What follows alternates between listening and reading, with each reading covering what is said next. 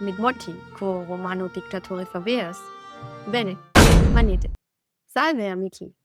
Benvenuti ad gloria mundi. Ego sumit Monti, et hodie de causa locrimur, cur tanto pere amo Lucium Cornelium solam, et quid moderni duces approc antiquo potentato discere possint. Antiquam ingredimur memento, veni, vidi, influenti. Nunc, de primo perito reflectionis corporativae loquam. Ficite hoc. Anno 85 ante Christum natum, Roma in tumultum est.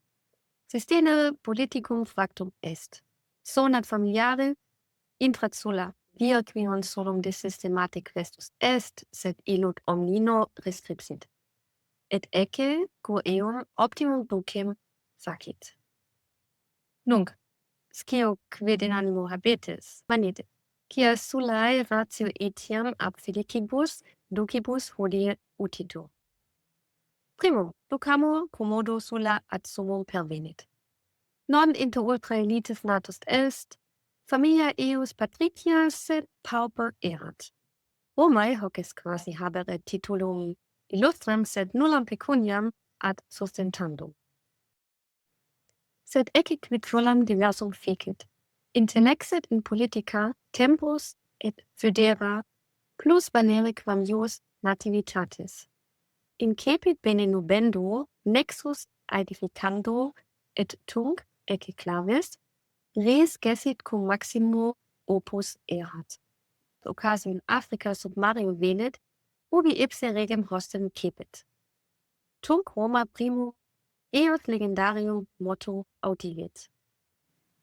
Nullus melior amicus, nullus peo hostis. Et mihi credite, sola his verbis vixit. Secunda lectio sola patentia strategica. Cum Marius contra eum si vertit, sola non timid. Annos in exilio egit, hostes suos inter se destruentes, spectant dum ipse ultimum reditum aedificabat.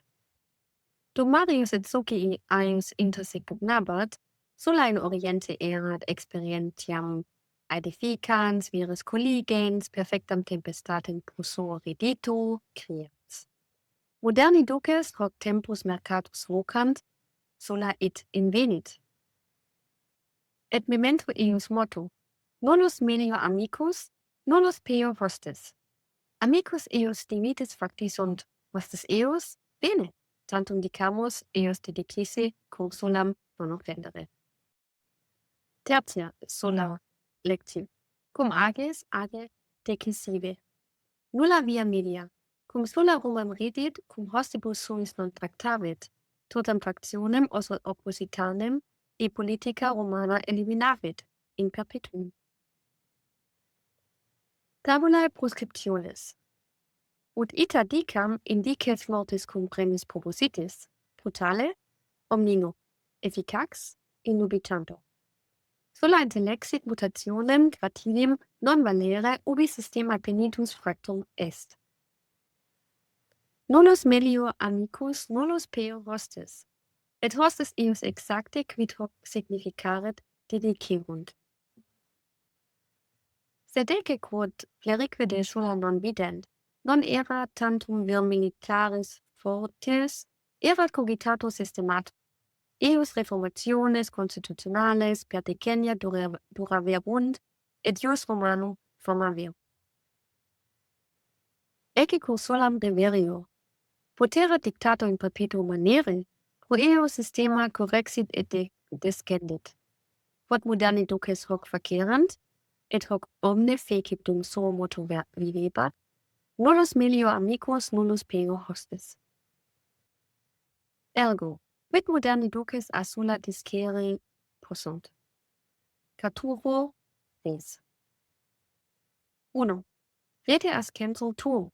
Sola pauperem patricium fundum in summam potentiam per intelligentes foedus convertit.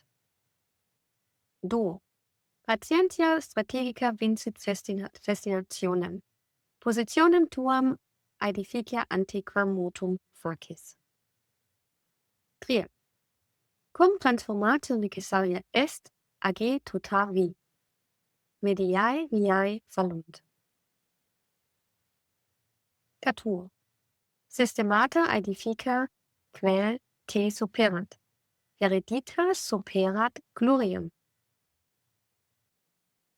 Ulla intellexit verum potentiam non in solio tenendo esse et in curia designanda.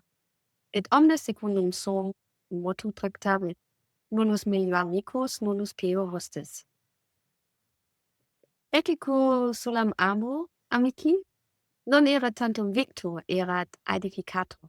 In nihilo surrexit, nullus melio amicus, nullus peo hostis vixit. Et nostris temporibus tumultuosis, magis nobis opus est ducibus, qui sicut architecti, non solum bellatores, cogitant? Quid putatis? Erat me sola historiae maximus potentatus, omnino ero, mihi in commentare dicite, et mementute, veni vidi influenti, valete usque ad proximum.